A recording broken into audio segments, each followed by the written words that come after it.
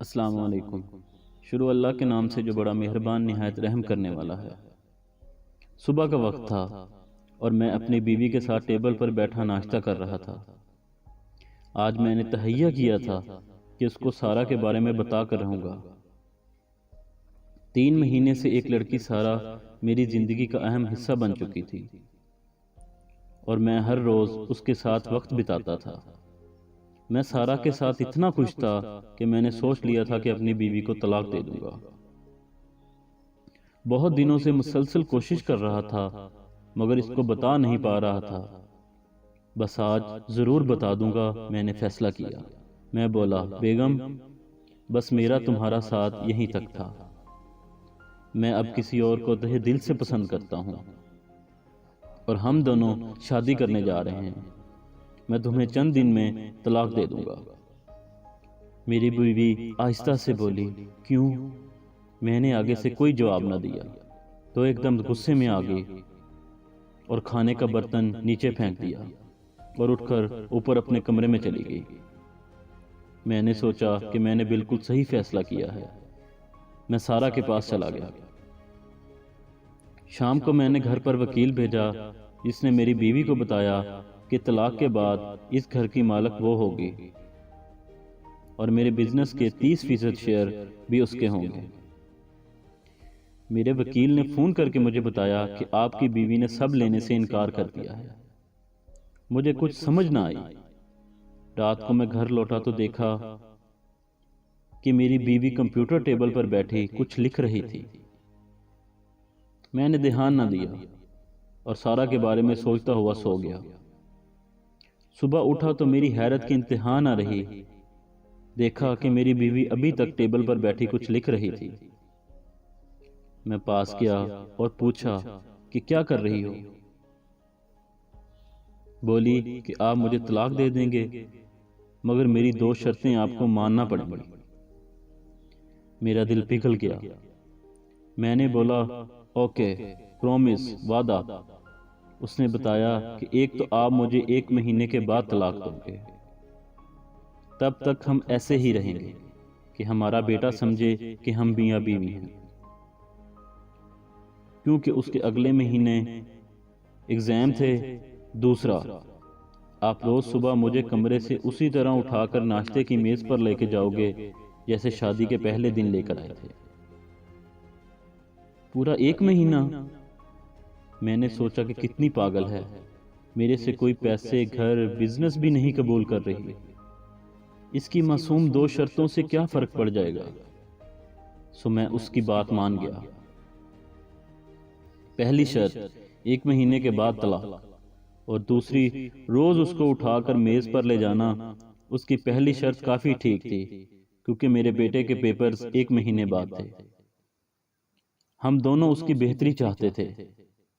میں اس دن سارا کے پاس گیا اور اس کو ساری بات بتائی۔ وہ بہت ہنسی کہ تمہاری بیگم پاگل ہو گئی ہے۔ بیچاری! مجھے تھوڑا غصہ آیا سارا کی بے حسی پر۔ خیر، مہینے کا پہلا دن آیا۔ میں نے صبح اپنی بیوی کو گود میں اٹھایا۔ عجیب لگ رہا تھا، مجھے ہنسی بھی آ رہی تھی کہ میرا بیٹا آ گیا۔ وہ خوشی سے تالیاں بجانے لگا۔ ہم سب لوگ ہنس پڑے۔ میز پر بیوی کو چھوڑا، سب نے ناشتہ کیا اور بیٹا سکول چلا گیا۔ میں اپنے آفس اور بیگم اپنے آفس چلی گئی۔ کچھ نہ بدلا، میں اسی طرح شام کو سارا کے ساتھ تھا، روز صبح اسی طرح، بس ایک بار بیگم کو گود میں اٹھا کر ٹیبل پر چھوڑ دیتا اور اس سے میرا بیٹا بہت خوش ہوا کرتا تھا۔ بس ایک بات عجیب تھی کہ میری بیوی کا وزن روز بروز کم ہوتا جا رہا تھا۔ ایک دن میں نے اسے اٹھایا تو مجھے لگا جیسے اسے بخار ہو۔ میں نے پہلی دفعہ اس کی جھریاں دیکھی اور اس کے بالوں کی چاندنی۔ مجھے اپنے اوپر شدید غصہ آیا کہ میں نے اس کی اتنی فکر کیوں نہ کی جتنی کرنی چاہیے تھی۔ خیر، پھر وہی روٹین۔ اگلے دن اس کو اٹھایا، اس نے میرے گلے میں بازو ڈالے تو مجھے اس پر بہت پیار آیا۔ میں اس کی مہک کو اپنے اندر جذب کر رہا تھا۔ پھر میرا بیٹا بھاگتا ہوا آیا۔ اس نے یہ روز کا ایک کھیل بنا لیا تھا۔ صبح بھاگ کر آ جاتا تھا اور کہتا تھا پاپا ماما کو اٹھاؤ نا، پھر ناچتا رہتا تھا، خوش ہوتا تھا۔ میں ہر صبح پہلے کی طرح صبح سے بہتر محسوس لگے تھی۔ آخری دن آن پہنچا۔ میں نے اپنی بیوی کو اٹھایا اور ناشتے کی میز پر اتار دیا۔ اس نے کپڑے صحیح کیے اور ناشتہ کرنے لگی۔ میرا بیٹا اسی طرح ہنس کھیل رہا تھا اور وہ اسے ناشتہ کرا رہی تھی۔ میرا دل کیا کہ ساری عمر ایسے ہی گزر جائے۔ میں اسی وقت اٹھا اور سارا کے گھر نکل پڑا۔ سارا مجھے دیکھ کر بہت خوش ہوئی۔ میں نے اسے بتایا کہ سوری سارا، میں اپنی بیوی سے اب بہت پیار کرتا ہوں اور میں اسے کبھی طلاق نہیں دوں گا۔ جس دن میں نے اسے شادی کے پہلے دن اٹھایا تھا، میں نے خود سے وعدہ کیا تھا کہ آخری دم تک اس کا ساتھ دوں گا۔ یہ سن کر سارا چلانے لگی اور زور زور سے رونے لگی۔ میں بھول گیا تھا کہ میری بیوی کیسی دکھتی تھی۔ ہم میں دوری آ گئی تھی، مگر روز صبح اس کو اپنی گود میں اٹھا کر میں نے دوبارہ اسی پیار کو محسوس کیا تھا جو ہم دونوں میں پہلے تھا، اور سب سے بڑھ کر میرے بیٹے کا ہنستا ہوا چہرہ میرے اندر سکون بھر دیتا تھا۔ میں اپنے گھر واپس چل پڑا کیونکہ آج اتوار تھا اور سب کو چھٹی تھی۔ میں نے سوچا اپنی جان کو، اپنی بیوی کو یہ اچھی خبر دیتا ہوں۔ اندر گیا تو نیچے کوئی نہیں تھا۔ اوپر کمرے میں گیا تو دیکھا کہ میری بیوی مری ہوئی ہے۔